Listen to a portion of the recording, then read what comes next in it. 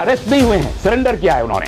वो कातिल हैं, उन्होंने सरेआम सबके सामने उन्होंने खुले और चौड़े में कत्ल किया है, जय श्री राम के नारे लगाए, उसके बाद सरेंडर किया, गिरफ्तार नहीं किए। उन्होंने जब हाथ ऊपर कर दिए तब वो पुलिस वाले जो मौके, जब तक वो गोली चला रहे थे, पिस्तौल उनके हाथ में था, वीडियो देखिए, सारी दुनिया देख रही है, जब तक पिस्तौल हाथ में था, गोली चला रहे, एक पुलिस वाला उनके करीब नहीं आया, और जब उन्होंने पिस्तौल फेंक के हाथ ऊपर कर दिए तब उनको काबू किया। तो गिरफ्तार नहीं किया है, उन्होंने सरेंडर किया है। उनका सरेंडर वो इसी गर्व से है कि वो अपने आप को सेव कर ले, वो पुलिस कस्टडी में ज्यादा सेफ है। तो योगी आदित्यनाथ का एक्शन सही मानों में उस वक्त सामने आएगा जब वो इन तीनों के पीछे साजिश करने वाले लोगों को ईमानदारी से सामने लाएंगे और उनको गिरफ्तार करेंगे, और जो तंजीमें इसके पीछे खड़ी हैं उन पर बैन करेंगे और उनके रहनुमाओं को गिरफ्तार। ये एक स्वतंत्र देव सिंह साहब अपने ट्वीट पर लिख रहे हैं कि जुल्म, पाप का और पुण्य का फैसला इसी दुनिया में हो जाता है। तो पाप और पुण्य का फैसला एक डेमोक्रेटिक कंट्री में क्या सड़क के ऊपर हुंडों के जरिए गोली चलाकर होता है, या पाप और पुण्य का फैसला अदालतें करेंगी? तो साफ उनका एक वजीर का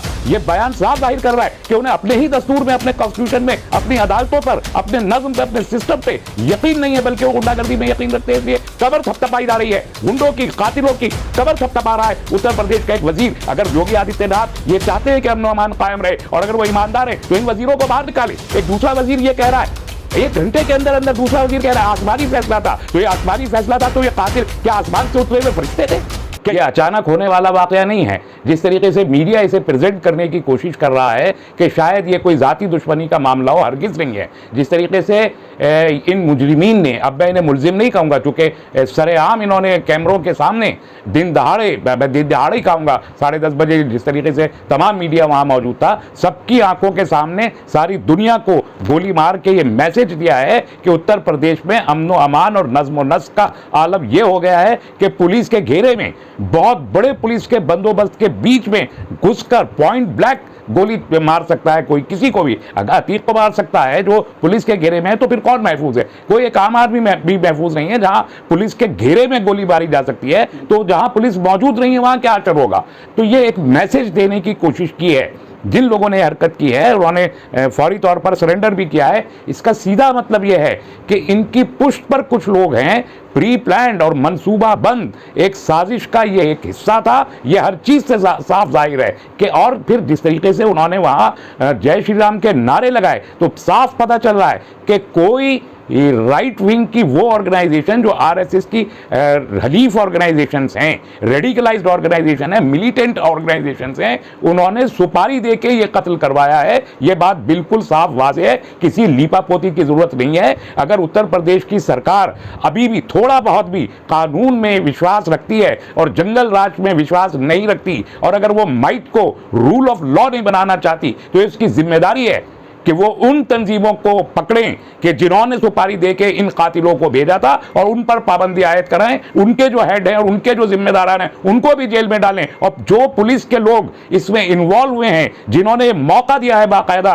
कि ये कत्ल किया जाए, उनको भी सामने लाया जाए, तश्तबाब किया जाए और उनको भी सजा दी जाए। ये कोई छोटा मोटा वाक़या नहीं है। उत्तर प्रदेश इस मुल्क का सबसे बड़ी रियासत है, और उत्तर प्रदेश के वज़रा जिस अंदाज से गैर जिम्मेदाराना और गैर कानूनी बयान दे रहे हैं, इंतहाई काबिल मज़म्मत है। एक साहब, ये एक स्वतंत्र देव सिंह साहब अपने ट्वीट पर लिख रहे हैं कि जुल्म, पाप का और पुण्य का फैसला इसी दुनिया में हो जाता है। तो पाप और पुण्य का फैसला एक डेमोक्रेटिक कंट्री में क्या सड़क के ऊपर हुंडों के जरिए गोली चलाकर होता है, या पाप और पुण्य का फैसला अदालतें करेंगी?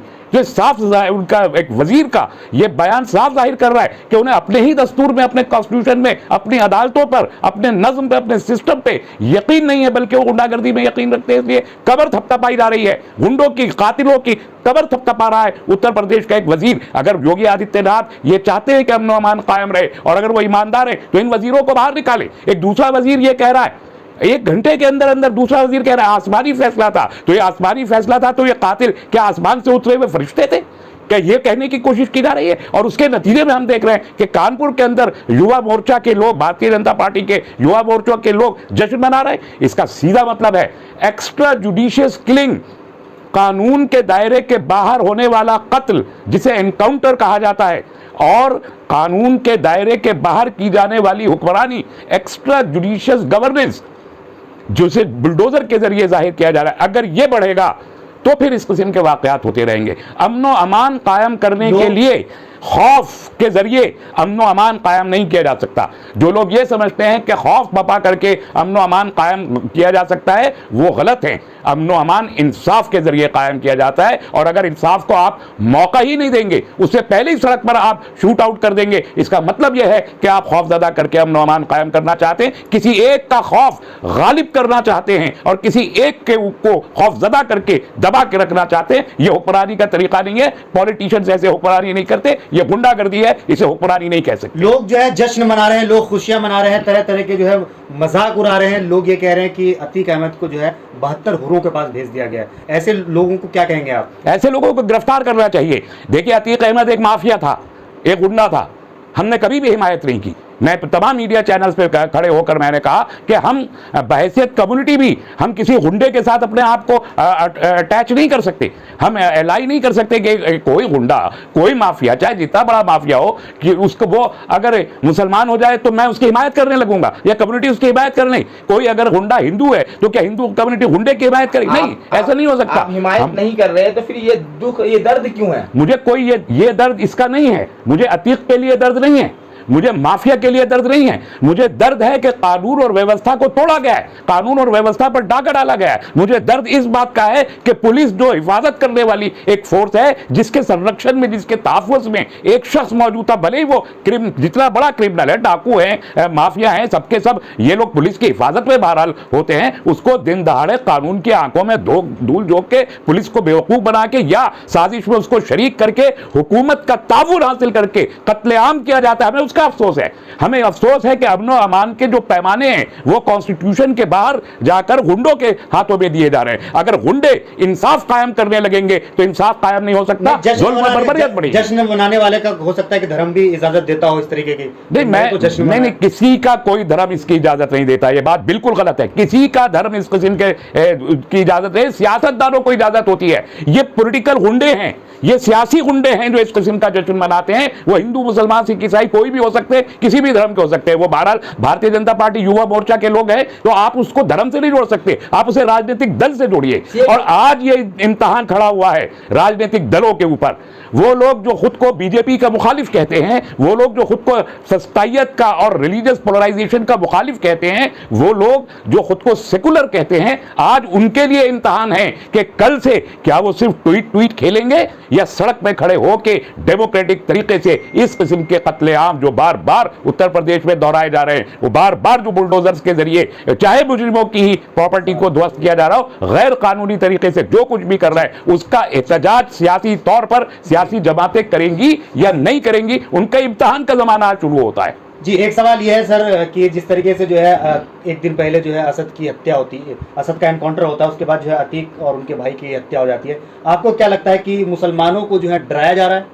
नहीं, देखिए, ये सियासी हरकत तो है ही, इसमें कोई दो राय नहीं कि इसके सियासी फवायद हासिल करने के लिए सब कुछ किया गया और उसको मीडिया में ग्लोरीफाई किया गया। मीडिया इस कत्लेआम में, मैं साफ कहना चाहता हूं, मीडिया का एक बड़ा तबका वो माहौल बनाने का जिम्मेदार है कि जिसमें उन्होंने अतीक के कत्ल को, अतीक के मुजरिमाना रिकॉर्ड को बढ़ा चढ़ा के दिखाया, उसके बेटे के एनकाउंटर को बढ़ा चढ़ा के उसने हौसला पैदा किया है इन तंजीमों के अंदर कि वो मजीद इस किस्म की हरकतें करें। तो एक सियासी हरकत है जिसके खतरनाक नताइज बरामद होंगे अगर उसे कंट्रोल ना किया गया। मैंने इसीलिए कहा कि जो अपोजिशन की पॉलिटिकल पार्टीज हैं, ये अब उनके लिए इम्तिहान का दिन शुरू हुआ है कि वो इसके खिलाफ सियासी और जमहूरी मुजाहिमत करें। चलिए सवाल लेना है। लेकिन योगी आदित्यनाथ जो है एक्शन तो ले रहे हैं, कई सारे पुलिस ऑफिसर को सस्पेंड भी किया है। वो तत्काल प्रयागराज में जो है, इलाहाबाद में सबको इकट्ठे किए और मीटिंग चल रही है। बहुत ज्यादा जो है वो बिल्कुल भावुक दिखाई दे रहे हैं।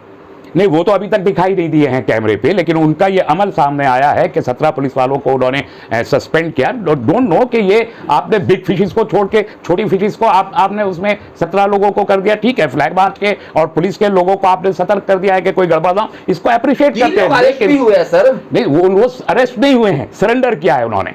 वो कातिल हैं, उन्होंने सरेआम सबके सामने उन्होंने खुले और चौड़े में कत्ल किया है, जय श्री राम के नारे लगाए और उसके बाद सरेंडर किया, गिरफ्तार नहीं किए। उन्होंने जब हाथ ऊपर कर दिए तब वो पुलिस वाले जो मौके, जब तक वो गोली चला रहे थे, पिस्तौल उनके हाथ में था, वीडियोस देखिए, सारी दुनिया देख रही है, जब तक पिस्तौल हाथ में था, गोली चला रहे, एक पुलिस वाला उनके करीब नहीं आया, और जब उन्होंने पिस्तौल फेंक के हाथ ऊपर कर दिए तब उनको काबू किया। तो गिरफ्तार नहीं किया है, उन्होंने सरेंडर किया है, और उनका सरेंडर वो इसी गर्ज से है कि वो अपने आप को सेव कर ले, वो पुलिस कस्टडी में ज्यादा सेफ है। तो योगी आदित्यनाथ का एक्शन सही मानों में उस वक्त सामने आएगा जब वो इन तीनों के पीछे साजिश करने वाले लोगों को ईमानदारी से सामने लाएंगे और उनको गिरफ्तार करेंगे, और जो तंजीमें इसके पीछे खड़ी हैं उन पर बैन करेंगे और उनके रहनुमाओं को गिरफ्तार लोग करेंगे। कह रहे हैं कि ईद से पहले ईदी मिल गई।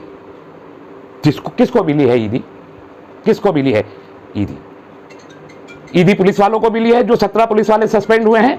ईदी योगी आदित्यनाथ को मिली है कि जिनकी सरकार के ऊपर आज पूरा का पूरा मुल्क सवालिया निशान लगा रहा है, जो ये कह रहा है कि पहले गुजरात मॉडल था, अब ये कत्ल का ठोको मॉडल जो यूपी सरकार है ये एक मॉडल बन गया है। क्या है ये? किसको ईदी मिली है ये भी तो बताएं। ये ईदी किसे मिली है और क्या ये ईदी लेने का तरीका है? तो अगर इंसानी लाशों पर को ईदी करार देना ये एक जानवर सिफत, वैश्य सिफत लोगों का काम हो सकता है कि इंसानी लाश को ईदी और तोहफा करार दें, ये इंसानियत के लिए चंगेज खां का और मंगोलों का एक रस्म थी। ये मुल्क अगर चंगेज खां का मुल्क बनना चाहता है, मंगोलों का मुल्क बनना चाहता है, तो यकीनन इसे ईदी कहे या दिवाली का प्रसाद कहे, कुछ भी कहे, लेकिन अगर ये कानून और व्यवस्था और constitution of India and law and order को मेंटेन करने वाला, अमन और अमान को रखने वाला, हजारों साल की सभ्यता वाला अगर ये मुल्क है तो उसे इसके लिए रंज मनाना होगा। डॉक्टर साहब, ये जो है कि इससे हत्या के बाद उत्तर प्रदेश के माहौल जो है बद से बदतर होता दिखाई दे रहा है, किस तरह देख रहे हैं आप? नहीं, इसके खदशात हैं और इसी की वजह से पूरे के पूरे उत्तर प्रदेश को हाई अलर्ट दिया गया है। फ्लैग मार्च हर सूबे में किया जा रहा है। इसका मतलब हालात के खराब होने का कोई ना कोई शुबा पहले से मौजूद रहा है। इसीलिए मैं कह रहा हूं कि साजिश है, और इस साजिश को पूरे तौर पर बेनकाब करने के लिए अगर उत्तर प्रदेश की पुलिस अगले 2 दिन में इसे बेनकाब नहीं करती तो मैं मुतालबा करूंगा कि इस पूरे वाक़े की जांच उत्तर प्रदेश के बाहर किसी अदालती एजेंसी के जरिए करवाई जानी चाहिए। इशारा किसके तरफ है आपका? जाहिर है कि अगर उत्तर प्रदेश के लोगों ने और उत्तर प्रदेश में मौजूद तंजीमों ने, जो रेडिकल ऑर्गेनाइजेशन है, वो अगर ये काम कर रही हैं तो उत्तर प्रदेश से इंसाफ की तवक्को करना बहुत मुश्किल होगा। अगर अभी से कहा जा रहा है कि जाती दुश्मनी की बुनियाद पर शायद ये कत्ल हुआ, इसका सीधा मतलब है कि आप कातिलों को बचाने की कोशिश आपने अभी से शुरू कर दी है। ऐसे में इंसाफ कहाँ कायम होगा? इसलिए मैंने कहा कि उत्तर प्रदेश के बाहर सुप्रीम कोर्ट के लॉयर जजिस के जरिए इस पूरे वाक़े की जांच होनी चाहिए। उत्तर प्रदेश में एक सवाल लेना चाहेंगे कि अतीक साहब के जो बेटे हैं उनका एनकाउंटर हो गया, उसके बाद अतीक साहब और उनके भाई जो है इस दुनिया से चले गए। अब उनके परिवार में जो है उनकी वाइफ है और क्या कहा जा सकता है? तो क्या लग रहा है, कुछ उम्मीद है कि वो सुरक्षित रहेंगे? ये तो यूपी की पुलिस बताएगी। अब सब कुछ यूपी के पुलिस के हाथ में है। ये तीनों कातिल भी यूपी पुलिस के हाथ में हैं। यूपी पुलिस जो कहना चाहेगी और जो कहलवाना चाहेगी वो कहा जाएगा और वो कहलवाया जाएगा। इसलिए मैंने कहा कि बाहर आइए, उत्तर प्रदेश के बाहर इसका इंसाफ होना चाहिए। उत्तर प्रदेश के बाहर की एजेंसियों को इसकी तहकीक करनी चाहिए, वरना किसकी क्या सुरक्षा है कुछ भी कहना। आज की तारीख में अभी 2.5-3 घंटे हुए इस वाक़े को अंजाम हुए दिए हुए, अभी कुछ कहना बहुत मुश्किल है कि कौन सुरक्षित है कौन नहीं है। आप कह रहे उत्तर प्रदेश से बाहर आइए और इंसाफ उत्तर प्रदेश के बाहर होगा, लेकिन केंद्र में जो सरकार किसकी है? बीजेपी की है। और उत्तर प्रदेश में भी सरकार किसकी है? बीजेपी की है। तो दोनों जगह तो बीजेपी की सरकार है, तो क्या इंडिया से बाहर जाए? देखिए, आपने एक बात कह दी है तो मैं बात कह देता हूं जी। भारतीय जनता पार्टी में आज के ज़माने में, आज के वक्त में अंदरूनी तौर पर एक होड़ लगी हुई है कि वज़ीर आज़म का चेहरा नरेंद्र मोदी ही रहेंगे या योगी आदित्यनाथ बनेंगे। तो इन दोनों के बीच एक होड़ लगी हुई है। ऐसे में कुछ लोग चाहते हैं कि योगी आदित्य, और अभी तस्वीरें भी आ गई ट्विटर पे कि योगी आदित्यनाथ को किंग बनाकर पेश किया गया है। तो अगर ये इस किस्म की भी कोई साजिश है कि योगी आदित्यनाथ खुद को वज़ीर आज़म का चेहरा प्रमोट करने के लिए ये सब कुछ कर रहे हैं, तो इससे ज़्यादा जालिमाना हरकत कोई नहीं हो सकती। और इसलिए मैं कह रहा हूँ कि आप भले ही सेंटर में सरकार किसी भारतीय जनता पार्टी की ही हो, लेकिन वो इस कश्मकश में मुब्तला हैं कि योगी को पैसे जो दें वज़ीर आज़म का चेहरा बनने का या ना दें। एक बात। दूसरी बात मैं ये भी कह रहा हूँ कि सुप्रीम कोर्ट के रिटायर्ड जज के जरिए की कमेटी इसकी जांच करे, कोई सरकारी एजेंसी इसकी जांच न करे। मैंने ये कहा बहुत वाज़ेह तौर पर। धन्यवाद, शुक्रिया।